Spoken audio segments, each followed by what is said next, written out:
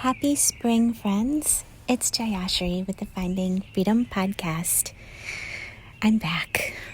I took a little hiatus because things were a little bit busy and I never want to force anything.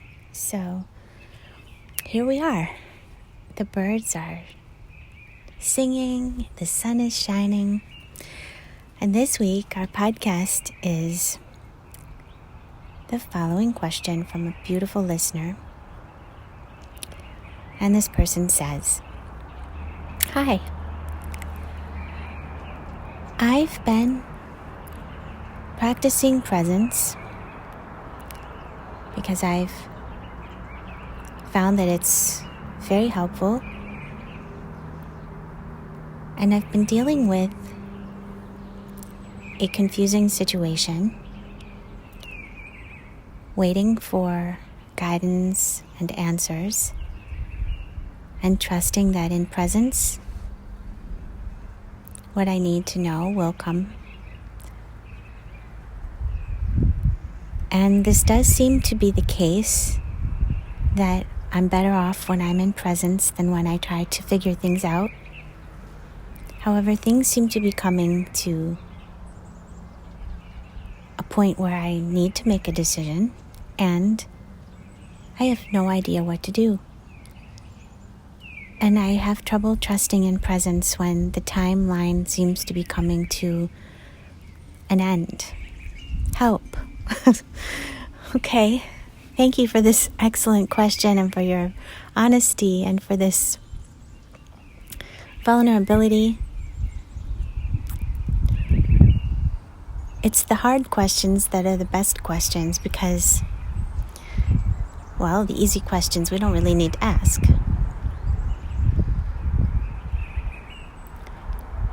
So I'm going to forewarn you that I'm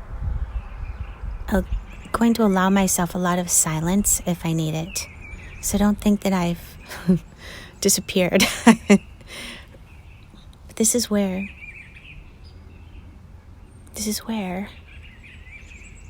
the gift is. This is where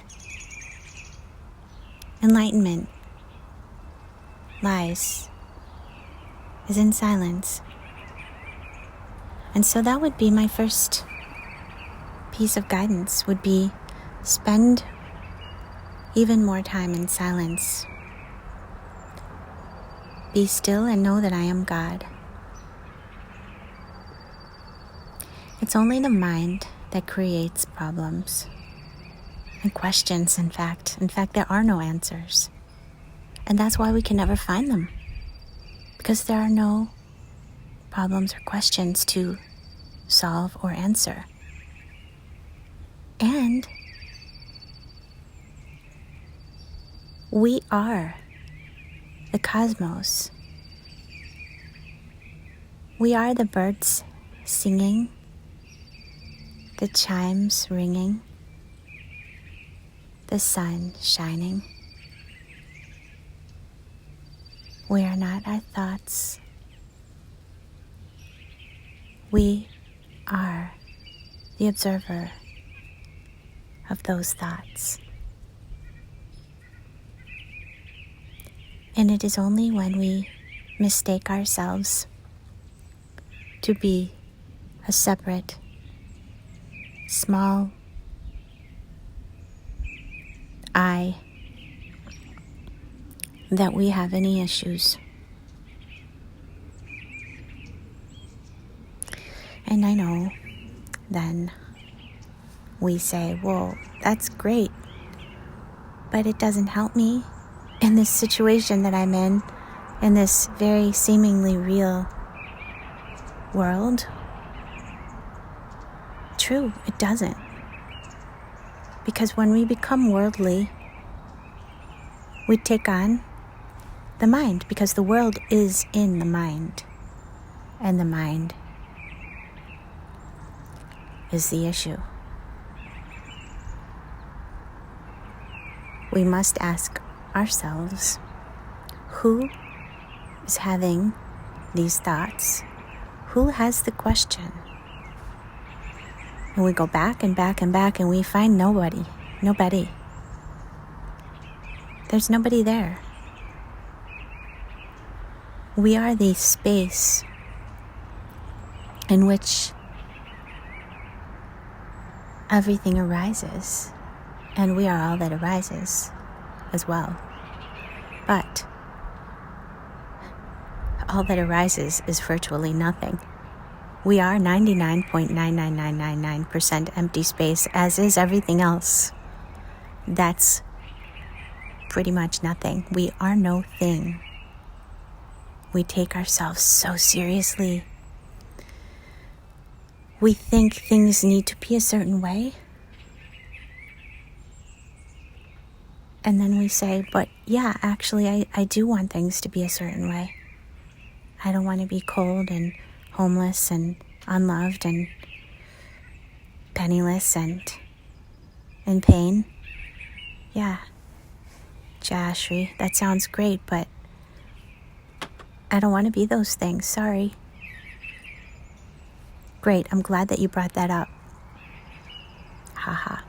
No, I am, because when we are present, when we are aligned with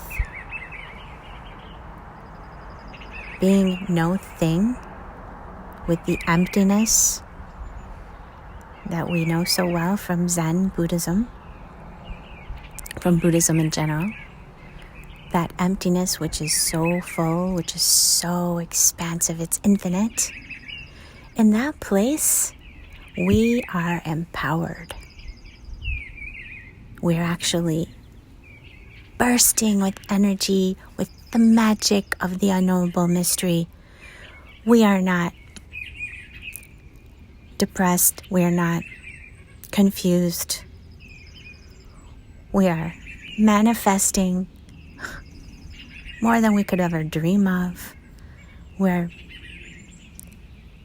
living at the pinnacle of our potential. So the secret is letting go and not devoting ourselves to a label slapped on a small box that we're supposed to try to fit ourselves into. No. Who is it that makes the heart beat? Who is it that makes sure that the blood is circulating properly? If we had to know how all of that works and make that happen, there are trillions of things going on in order to make all that happen. We have no idea how to manage all of it. And that's actually who we are. We are the essence that permeates all. We are the intelligence that animates all. We're not the small little persona. We're not that mask that needs to prove and impress and compete. Sure, we can pretend to be that. We can be the ego and suffer and be miserable. Or we can let go and let God and be organically, naturally ourselves and see what God has to show. Because it's only available in this moment. It's not available if we say the right thing, do the right thing down the road, manifest the right things in the future somewhere. It's not in having gone back into the past and redone the things that we call mistakes. No. Everything is as it is, because we are not separate from anything. When that butterfly flaps its wings, it sends a cascade of infinite events that all can't help but be the way they are. We live in a symbiotic relationship with everything. We are the tree. The whole universe is our external body.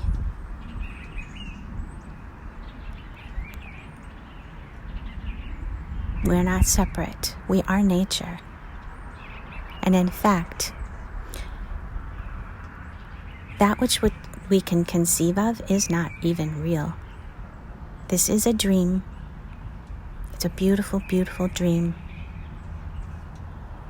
And we don't know what happens next because we wouldn't want it any other way.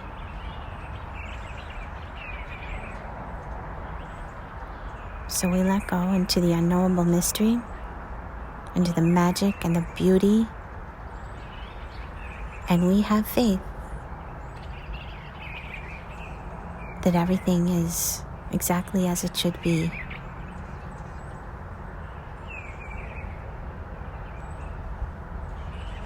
And in presence, all the questions, all the problems, they drop away. They're gone.